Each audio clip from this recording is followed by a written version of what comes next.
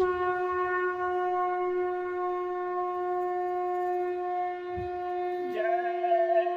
गुरुदेव। जय गुरुदेव।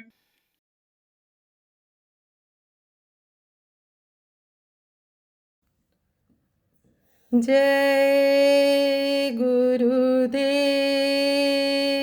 जय गुरुदेव।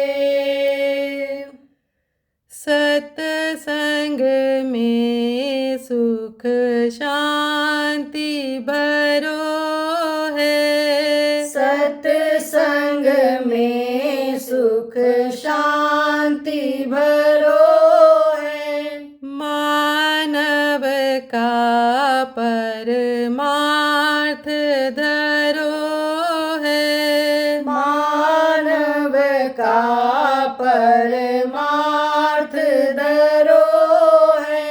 साधु समाज प्रयाग यही है। साधु समाज प्रयाग यही है। भक्तों का अनुराग यही है। भक्तों का अनुराग यही है। संतन को सर्वस्व धरो है। संतन को सर्वस्व धरो है। त्रिबेनी स्नान यही है। त्रिबेनी स्नान यही है। वेद यजुर ऋग साम यही है। वेद यजुर ऋग साम यही है। बिन सत्संग पशुवत विचरो है। बिन सत्संग पशुवत विचरो है। सत्य सिंधु का स्रोत यही है। सत्य सिंधु का स्रोत यही है। भव सागर का पोत यही है। भव सागर का पोत यही है। धन्य जो जिन सत्संग परो है। धन्य जो जिन सत्संग परो है। मानव का कल्याण यही है। मानव का कल्याण यही है। जन समाज का प्राण यही है। जन समाज का प्राण यही है। यही ढिग पतित अनेक तरो है। यही ढिग पतित अनेक तरो है। प्रभु पावन का पंथ यही है। प्रभु पावन का पंथ यही है। जप तप साधन मंत्र यही है। जप तप साधन मंत्र यही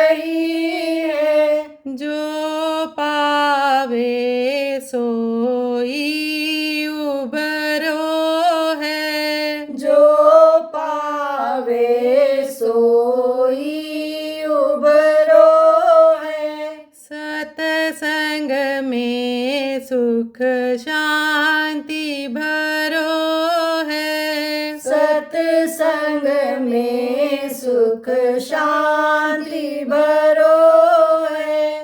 मानव का परमार्थ धरो है। मानव का परमार्थ धरो है।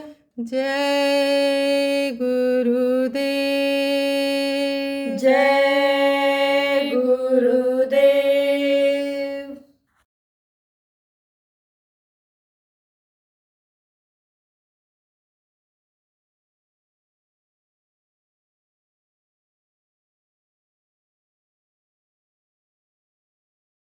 गर्मी में आदमी की कार्य क्षमता कम हो जाती है, काम करने का मन नहीं कहता है, लेकिन जब हवा मिल गई काम करने लग गया।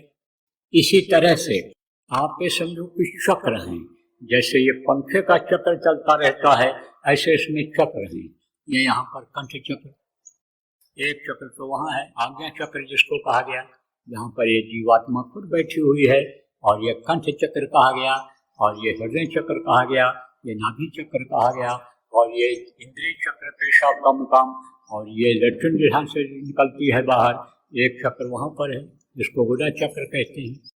तो जीवात्मा के ताकत से ये चक्र चलते रहते हैं, और जब ये चक्र चलते रहते हैं तो ये शरीर चलता रहता है। चक्र अगर बंद हो जाए तो शरीर का वो अंग शून्य हो जाता है, फिर वो नहीं चल सकता। गुदा चक्र अगर बंद हो जाए तो ये पैर नहीं हिल सकता है, पैर नहीं उठ सकता है, क्योंकि गुदा चक्र से ही ताकत इन नसों को मिलती है, पैर के नसों को ताकत मिलती है, और नसों में से जब खून निकलता है तो उस खून की ताकत से आप समझो कि ये हड्डियां यानी मजबूत होती हैं, ये मांस को ताकत मिलती है, सबको ताकत मिलती है।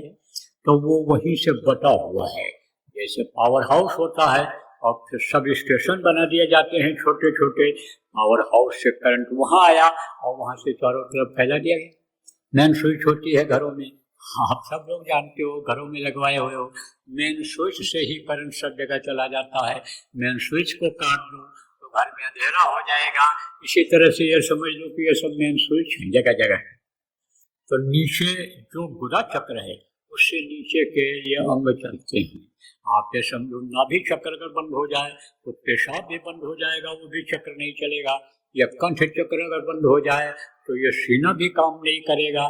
सिमटाव जब होता है तब ये चक्र ही बंद होते हैं। कैसे सिमटाव होता है यदि आपको बता देता हूँ तो देखो प्रेमियों, यानी ये चक्र हैं इसमें, अब ये चक्र है और शरीर को चलाने के लिए केवल चक्र की ही जरूरत नहीं है, शरीर को चलाने के लिए प्राणों की भी जरूरत है। प्राण किसको कहते हैं? हवा को प्राण कहते हैं। देखो एकदम से हवा कमरे की निकाल दी जाए, पंखा अगर चलाया भी जाएगा तो पंखा हवा नहीं देगा, ये बात समझ लो। हवा तो चारों तरफ फैली हुई रहती है। हवा जो रहती है, पेड़ ये जो कहते हो पेड़ हवा दे रहा है, पेड़ हवा नहीं दे रहा है, पेड़ हवा को बढ़ावा दे रहा है। पेड़ की पत्तियां जब हिलती हैं तो वहां पर जो हवा रहता है वो हवा फैलता है। तो ये जरूरी है। क्या जरूरी है? चक्रों को चलाने के लिए हवा जरूरी है, नहीं तो ये चक्र नहीं चलेगा। तो हवा कौन देता है? प्राण हवा देता है। और प्राण कहाँ से हवा लेता है? ये जो हवा फैली हुई है चारों तरफ, जिसको आप देख नहीं पा रहे हो इन बाहरी आंखों से, इसको लेता है। किससे लेता है? प्राण को हवा किससे मिलती है? नाक से मिलती है। ऐसे जो सांस लेते हो उससे उसको हवा मिलती है, इसको प्राण को मिलती है। आप ये देखो कि दो सुराख है ये नाक का, दाहिने तरफ जो सुराख है ये अच्छी हवा लेकर के अंदर प्राण को देता है, और जो दूसरी नाक है इससे गर्म हवा गंदी हवा अंदर की निकलती है। ये दोनों बराबर अपना काम करते रहते हैं। नहाओ धो, खाओ पियो, घूमो, कोई भी काम करो, सो जाओ तो भी अपना काम बंद नहीं करते। और समय समय पर ये बदल जाया करते हैं। कभी बाएं नाक से गर्म हवा निकलेगी तो कभी दाहिनी नाक से गर्म हवा निकलेगी। यह हवा जो निकलती है और खींचता है ये जो नाक, प्राणों को देता है। और एक प्राण नहीं, प्राण 10 प्रकार के हैं, वो शरीर को चलाते हैं। जगह जगह पर वो प्राण हैं, अपना अपना काम सब करते रहते हैं। जैसे आप समझो कि जो प्राण यानी पेशाब की जगह पर है, पेशाब को बाहर निकालता है और मल को बाहर निकालता है। कोई प्राण आप समझो यहाँ पर है तो ये भौहों को चलाता है, कोई प्राण जो है वो नींद लाता है, कोई प्राण आप ये समझो कि ये जो भोजन अंदर डालते हो जो नाभि के पास में है वो इसको यानी समझो भोजन को ठीक से मिला करके पचा करके और अंगों को खून देता है, नसों को खून देता है, अंगों को चलाने में मदद करता है, ताकत देता है। और यहाँ पर क्या होता है, यहाँ पर दिल होता है, यानी समझो उसको ये स्फुटित करता है, यानी चलाता है कौन, जो मुख्य प्राण है। उसके निकल जाने पर फिर आदमी जिंदा नहीं रहता है। अब आप ये समझो ये प्राण रहते हैं, देखो साधना के समय और मरने के समय में भी प्राण निकलते हैं और दो स्थिति रहती है। उस समय पर जीवात्मा निकलती है लेकिन मरते समय बेहोश होकर के निकलती है, होश नहीं रहता उसको। जैसे एकदम से घर से निकाला जाने लग जाए किसी को तो उसको कुछ होश नहीं रहेगा कि हमको कोई चीज ले जाना है, हमारा कोई चीज है, एकदम बेहोशी रहती है। तो मरते समय सिवाय संत महात्माओं और साधकों के किसी को पता चलता है कि हमको अब जाना है। जिस चीज को हमेशा याद रखा जाता है कि मौत पता नहीं कब आ जाए, मौत तो आनी ही आनी है, उसी चीज को आप सब लोग भूल चुके हो, उसी को याद नहीं कर रहे हो। तो मौत कब आ जाए ये सिवाय संत और साधकों के और किसी को पता नहीं रहता है। तो मौत आ जाती है तो अचानक आती है, कहते ना अचानक आती है मौत। अब अचानक जब मौत आई तो ये जीव घबरा जाता है, जीव अथवा घबरा जाती है तो यह मदहोश होकर जाती है, निकलती है। और साधना के समय पर होश रहता है। देखो मन, चित्त, बुद्धि और अंतःकरण ये चार चीजें प्रमुख हैं। जैसे ये जल, पृथ्वी, अग्नि, वायु और आकाश, ये शरीर रहता है जब तक ये रहते हैं, और फिर जब शरीर छूटने का होता है तो इनका भंडार है, अपने अपने भंडार में ये मिल जाते हैं।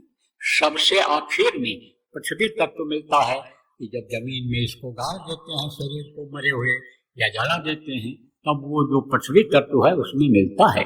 बाकी ये पहले ही मिल जाते हैं। तो ये पांच प्रमुख हैं और चार ये प्रमुख है, खास है क्या, मन, चित्त, बुद्धि और अहंकार। तो ये सब जुड़े हुए हैं, एक ही तार में समझो कि सब जुड़े हुए हैं। जैसे यह माला है, अब इसमें जो दाने हैं वो सब एक से जुड़े हुए हैं और सब एक साथ हैं, ऐसे चारों एक साथ रहते हैं। तो मन जब नीचे से खिंचता है यानी नीचे शरीर को भूलता है और जब मन ऊपर की तरफ जाता है, जो ये इंद्रियों के घाट पर बैठ करके नभ्या का ये जो रस बताया गया इसको जो ले रहा है और इधर से जब ये हटता है तो चित्त भी आप ये समझो कि ऊपर की तरफ यानी बढ़ता है। तो चित्त चिंतन करना आप ये समझो जब बंद कर देता है तब समझ लो कि और जो है प्राण ऊपर की तरफ खिंचते हैं और आप ये समझो कि मन ऊपर की तरफ आता है, तब जीवात्मा जब खिसकती है तब मृत्यु हो जाती है। लेकिन साधना के समय में केवल जीवात्मा को ही निकाला जाता है। तो साधना के समय जब जीवात्मा को निकाला जाता है तब चित्त अपना काम बंद नहीं करता है और ये प्राण भी जो है ये भी अपना काम नहीं बंद करते हैं। तो प्राण जो ताकत देता है शरीर को वो बराबर ताकत देता रहता है। तो शरीर में जब ताकत रहता है तो चित्त का भी स्थान रहता है, तो चित्त चिंतन बराबर जीवात्मा का भी करता रहता है। अभी तो चित्त दुनिया की चीजों का चिंतन करता है कि हमारे पास अच्छा खाने को हो जाए, हमारे पास अच्छा कपड़ा हो जाए, हमारी इज्जत बढ़ जाए, ये चित्त चिंतन करता है। बिजनेस व्यापार बढ़ जाए, नौकरी में तरक्की कर जाए, पढ़ाई लिखाई में हमको अच्छा नंबर मिल जाए, हम मुकदमा जीत जाए, जमीन जायदाद हमारे नाम हो जाए, ये चित्त चिंतन करता रहता है।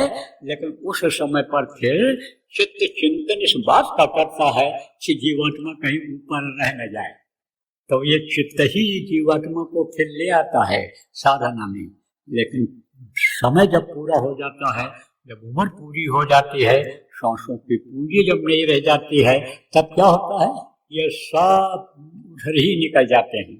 तब फिर वापस न तो चित्त इसमें आता है और ना आते समझो मन इसमें आता है, और ना इसमें फिर प्राण वापस आता है। इन सब का भंडार है, स्थान है, वहीं पर ये पहुंच जाते हैं, इकट्ठा हो जाते हैं सब। तो आपको मैं बता रहा था कि जब त्रेता आया तो त्रेता में क्या हुआ कि त्रेता में लोग साधना करने लगे, इन्हीं अंगों को, इन्हीं को समझो कि मन को नीचे से खींचने लग गए, और आपके समझो कि चित्त से भी चिंतन ऊपर की करने लग गए। देखो जैसे चित्त से आप चिंतन करते हो, सोचते हो, जैसे मन आपने कहा कि भाई हमको सत्संग में चलना चाहिए, तो चित्त से आपने चिंतन किया भाई कैसे पहुंचेंगे वहाँ, कौन सी व्यवस्था बनाई जाए, तो चित्त चिंतन करता है। अब चित्त दो तरह का चिंतन करता है, अच्छे का भी चिंतन करता है और बुरे का भी चिंतन करता है। मन के अधीन एक तरह से समझ लो कि है चित्त। तो मन ने जो कह दिया कि मार दो इनको, तो चित्त चिंतन करेगा कैसे मारें, कैसे गिराऊं इनको, किस चीज से मारें। चित्त ये चिंतन करेगा तो वहीं पर बुद्धि जुड़ी रहती है। तो वो बुद्धि जो परम सयानी, अगर बुद्धि को सयानी बना लिया जाए, सयानी किसको कहते हैं, होशियार को। होशियार जो होता है, सयाना जो होता है, धोखा नहीं खाता है। कैसे ये भी बता दें, पक्षियों में कौवा होते हैं, बहुत बुद्धिमान होते हैं। एक बुढ़ा कौवा था तो अपने बच्चों को समझा रहा था, कह रहा था देखो होशियार रहना, कोई अगर तुमको दिखाई पड़े आदमी और तुमको देख है और नीचे से कंकड़ पत्थर रोड़ी अगर उठाने लगे तो तुम फौरन उड़ जाना। तो उसमें एक संस्कारी कौवा था, बुद्धिमान कौवा था, बुद्धिमान था वो। तो उसने कहा दादाजी अगर कोई जेब में रख करके लेकर के आवे कंकड़ पत्थर रोड़ा या हाथ में लेकर के आवे तब उसने कहा तुझको अब कोई नहीं मार पाएगा, तुझको कोई नहीं मार पाएगा। तो बुद्धि देखो उसकी, बुद्धि प्रखर थी। तब वो बुद्धि जो परम सयानी, अगर सयानी बुद्धि हो गई, यानी बुद्धि समझो तेज हो गई कि मारेंगे तो हमको भी मारेगा, हम अगर उसको थप्पड़ मारेंगे और हमको लाठी डंडा हंकी से मार देगा तो हमारी हड्डी टूट जाएगी, हम अगर उसको मार करके गिराएंगे और वो हमको मार दे, मरवा दे, हम मर जाएं। तो बुद्धि चिंतन करती है, चित्त चिंतन करता है, और बुद्धि जब आदमी लगाता है तो वो बुद्धि जो परम सयानी, सत्संग अगर सुनता रहे आदमी तो ये बुद्धि जो है प्रखर हो जाती है, ये बुद्धि सयानी हो जाती है। फिर बाल न बांका कर सके, जो जग बैरी होए, दुनिया वाले अगर बैरी हो जाएं तो उसका बाल नहीं बांका हो सकता है। क्योंकि सत्संग जब कोई पावे, मैलाई सब कट जावे, जब मैलाई कट जाती है, जब गंदगी साफ हो जाती है, निर्मलता जब आ जाती है, तो निर्मल मन जन सो मोह पावा, और मोह कपट छल से न भावा। वो प्रभु जब मिल जाता है तो कहते हैं जाको राखे साइया मार सके न कोई। जब वो वश में हो जाता है, वो सिर पर गुरु सवार हो जाते हैं, तो उसका कोई कुछ कर पाता है। तो अब आप समझो कि बुद्धि और चित्त ये होते हैं, और मन होता है, और अहंकार यही पैदा करता है। पिछले सत्संगों में जो बराबर आप सत्संग सुनते हो, आपको बताया गया है कि वो जो है मन की डोरी माया के हाथ में, और बुद्धि की डोरी विष्णु के हाथ में, और शिव की डोरी अहंकार। अहंकार जो है वो कौन पैदा करता है, शिव पैदा करता है। तो ये डोरी ऐसे खींचते रहते हैं, ऐसे ऐसे खींचते रहते हैं। तो आपका समझो प्रेम, आपको बता रहा था कि लोगों ने शुरू किया त्रेता में, प्राणों को खींचा ऊपर की तरफ। तो ये जो चक्र हैं ये रुके, प्राण जो समझ लो कि मल मूत्र को निकाल रहा था, वही प्राण जब ऊपर के आया, ऊपर की तरफ आया, तो जब ये चक्र रुक जाता है, चक्र रुका, जब चक्र जब रुक जाता है तब पेशाब हो जाता है, पता नहीं चलता है, लेटन हो जाती है, पता नहीं चलता है। ऐसे ही आत्म समझो स्थिति हो गई, वो स्थान शुद्ध हो गए। तो ये जो चक्र हैं, इन चक्रों पर देवताओं की परछाई पड़ती रहती है, इन पर इनका स्थान है। तो जैसे बुरा चक्र है, जहाँ से मल बाहर निकलता है, वहाँ देखा कि गणेश जी बैठे हुए हैं, वहीं पर देखा कि आपके समझो कि इंद्र देवता भी बैठे हुए हैं, 4 दल की पंखुड़ी है, वहाँ पर पूरब की तरफ इंद्र और उनकी पत्नी शची का दर्शन किया। उन्होंने देखा दक्षिण तरफ देखा कि यमराज बैठे हुए हैं, इधर कुबेर बैठे हुए हैं, सब देखा देवताओं। तो कहा कि बस अब यही देवता है। अब चक्रों को भी जो रोक ले गए, वो देखा जो परछाई ही देखा, तो परछाई का भी असर होता है। परछाई को देख करके बहुत से लोग डर जाते हैं। परछाई को देख करके अनुभव हो जाता है लोगों को कि आदमी है कि जानवर है कि क्या है। तो परछाई का भी असर आ जाता है। जब देख लेते हैं अंदर में कि इस तरह से यानी समझो, जब इंद्रिय द्वार पर पहुंचे, जब इंद्रिय चक्र जब रुका और देखा यहाँ पर ब्रह्मा, सावित्री, गायत्री, सरस्वती बैठे हुए हैं, तब सरस्वती की ताकत उनमें आ गई।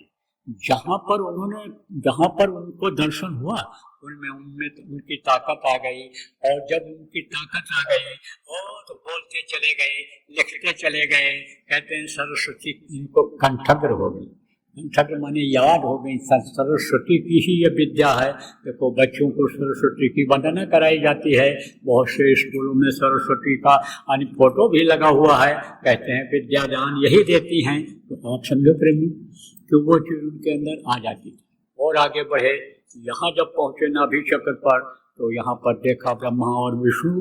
ब्रह्मा यहाँ पर जब पहुंचे नाभि चक्र पर, तो देखा विष्णु और आपके समझो लक्ष्मी बैठे हुए। तो उनकी ताकत आ गई। पालन करता उनको बताया गया, पालन करते हैं। जैसे पेट में अगर अनाज न जाए, पेट में कोई चीज न जाए, तो ये सारे अंग बेकार हो जाएंगे। यही पालन करता है। क्या पेट सबको पेट से ही ये नसें जुड़ी हुई हैं। आपके समझो सब जगह जाती हैं जिसमें खुराक जाता है। यहीं पर कोई चीज डालो आप, तो यहीं पर हजम होता है, यहीं से खून बनता है। और खून से और इन चीजों से आपके समझो नसों में ताकत पहुंचती है। 72,000 नाड़ियां हैं शरीर में और नसें भी लाखों की संख्या में। तो वो जिंदा कब हैं? जिंदा तब हैं कि जब शरीर में आप डालोगे, पेट में डालोगे, आप ये समझो पेट में कोई चीज डालोगे, उससे जो रस बनेगा वो उससे वो जिंदा रहेंगी नसें। अब नशा सूख जाते हैं जब, तो दर्द करने लगता है। कहते हैं नस सूख गई, नस अपना स्थान छोड़ दिया और दूसरे नस के पास पहुंच गई, तो कहते हैं कि ये नस से लड़ रही है, तो दर्द कर रहा है। ये सब इसमें ऐसे होता है।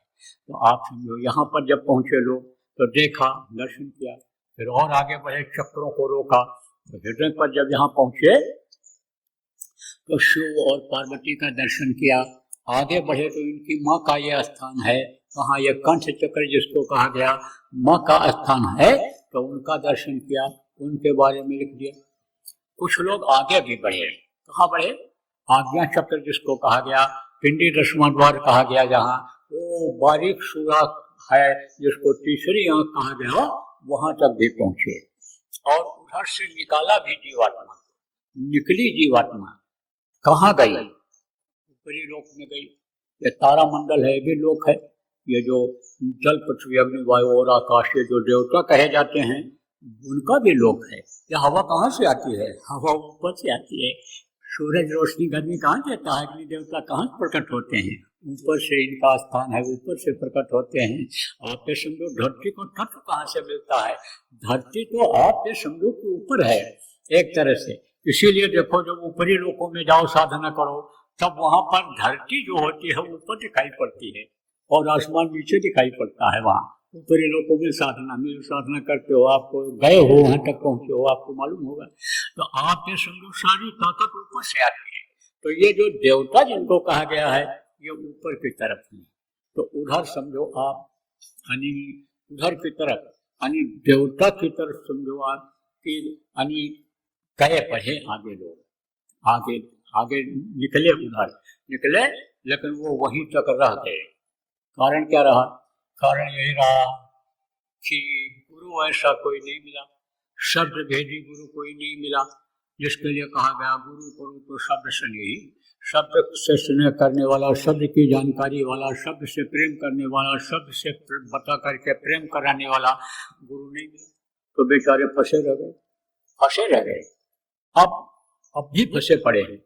ऋषि मुनि योगी योगेश्वर जिनको कहा गया, जहां तक की साधना की जानकारी उनको हुई, आगे बढ़े, मेहनत की, अब भी पड़े हुए, अब ऐसी जगह पड़े हुए हैं कि वहां से जा नहीं सकते, निकल नहीं सकते, आगे बढ़ ही नहीं सकते हैं। कि जैसे कहीं आप ये समझ लो कि कन्याकुमारी तक कोई चला जाए, इधर आप समझो कश्मीर तक चला जाए, उधर कन्याकुमारी तक चला जाए और कहा जाए कि अब और आगे बढ़ो, अब अपने देश से आगे निकलो, कहाँ जाएगा निकल, कहाँ जाएगा? अरे जब कोई वीजा पासपोर्ट देगा तब तो दूसरे देश में जाएगा, उधर तो दूसरा देश चालू हो जाता है, तो कैसे वो जाएगा उधर? अब जब कोई वीजा पासपोर्ट देने वाला मिल जाता है तब वो उधर अनुसंध चला जाता है। तो ये जो सद्गुरु होते हैं, जो ऊपर से जीवों को निकालने के लिए यहाँ भेजे जाते हैं, इनको पावर होता है, वीजा पासपोर्ट देने का पावर होता है। देखो, एक देश का राष्ट्रपति, प्रधानमंत्री जहाँ रहते हैं, कहीं राष्ट्रपति कहीं प्रधानमंत्री रहते हैं, उस देश के मालिक होते हैं। उनके साथ अगर कोई जाए तो फिर रोक टोक नहीं होती है। उनकी पत्नी अगर जाए तो उसका भी कोई पासपोर्ट वीजा नहीं देता है, इनको माफ होता है सब। कोई कहीं भी चला जाए, आपके समझो इधर से संदेश भेज दे और उधर से उनका संदेश आ गया कि हाँ आप आइए, आपका स्वागत है, तो कोई कहीं भी चला जाए। इसीलिए सद्गुरु क्या करते हैं, हर सद्गुरु जीवों को अपने हाथ में ले लेते हैं, सगाई कर देते हैं, सगाई शादी जिसको कहते हैं। सूरत शब्द भावर जब दीना अचल सुहाग गुरु ने किया, कहा ना, ये जो सद्गुरु होते हैं अचल सुहाग कर देते हैं। फिर एक बार शादी होने के बाद, जैसे ये परंपरा है भारत देश की कि एक बार शादी कर देने के बाद फिर दोबारा कोई शादी उससे नहीं करता था और ना वो करती थी। तो अब जब शादी यानी सतगुरु से हो जाती है तब फिर शादी जरूरत नहीं पड़ती है, फिर तो वो पूरा जिम्मेदारी निभाते हैं। अब आप ये समझ लो कि सदगुरु का जो आना जाना होता है इस धरती पर जो मौजूद रहते हैं, बराबर उन देशों से होता रहता है। अब उनके साथ अगर जीवात्मा कोई लग गई तो निकाल ले जाती है, लेकिन वक्त के सदगुरु उनको मिलते नहीं हैं। किसको नहीं मिलते हैं? जो ऊपर फंसे पड़े हैं बेचारे, तब उनको पूरी छेड़े मृत्युलोक में आना पड़ता है और वक्त के गुरु, वक्त के सदगुरु के पास जाना पड़ता है और उनसे युक्ति उपाय लेना पड़ता है और दोबारा इस मनुष्य शरीर से मेहनत करनी पड़ती है, तब पार हो पाती।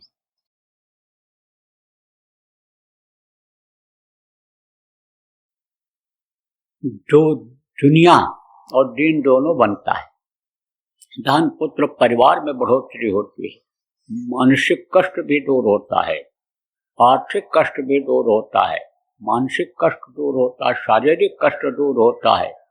इन्हीं में मिल जाएंगे आपको। बीमारियां रहती थी और निकल पड़े। बीमारी जिस कर्म के कारण पैदा किया था उस कर्म को काटने के लिए प्रचार प्रसार में निकल पड़े, स्वस्थ होकर के आ गए। पिचके हुए गाल थे, भरे हुए गाल आए, घर में कोई दिक्कत नहीं। बच्चे कहते हैं पिताजी प्रचार ही करो, औरत भी खुश हो गई, अरे स्वस्थ रहे चाहे जहाँ रहे, काम तो ये सब चल रहा है, काम कोई रुकने वाला है। अनुभव करके देख लो आप। गुरु महाराज छोड़ करके गए काम आपके लिए, क्या कि लोगों को शाकाहारी बनाओ, नशा मुक्त बनाओ, सतयुग देखने के लायक बनाओ, लोगों को समझाओ और बताओ कि युग परिवर्तन जब जब होता है बहुत लोग मरते हैं, त्रेता में बहुत मरे, द्वापर में बहुत मरे, तो कलयुग जाएगा तो छोड़ेगा नहीं, छोड़ेगा तो समझाओ लोगों तो काम मिल जाता है। ये भजन है, ध्यान है, इसमें जल्दी मन नहीं लगेगा तो इस काम में लगना रहेगा। जय गुरुदेव। नव वर्ष के उपलक्ष्य में परम पूज्य परम संत बाबा उमाकांत जी महाराज का सत्संग व नामदान कार्यक्रम 30 व 31 दिसंबर 2024 और 1 जनवरी 2025 को समय परिस्थिति अनुकूल रहने पर बाबा जय गुरुदेव आश्रम, जय गुरुदेव नगर, पिंगलेश्वर रेलवे स्टेशन के सामने, मक्सी रोड, उज्जैन, मध्य प्रदेश में होगा। ये वही बाबा उमाकांत जी महाराज हैं जिनका दर्शन करने, सत्संग सुनने और उनके बताए रास्ते पर चलने से इंसान के दुख तकलीफों में आराम मिलने लगता है। पूरी तरह से निशुल्क इस आध्यात्मिक कार्यक्रम में सभी जाति धर्म के लोग सपरिवार सादर आमंत्रित हैं। आप अपने कीमती समय में से थोड़ा समय निकालिए और परिवार, रिश्तेदार व मित्रों सहित पहुंचकर आध्यात्मिक व भौतिक लाभ अवश्य लीजिए। जय गुरुदेव।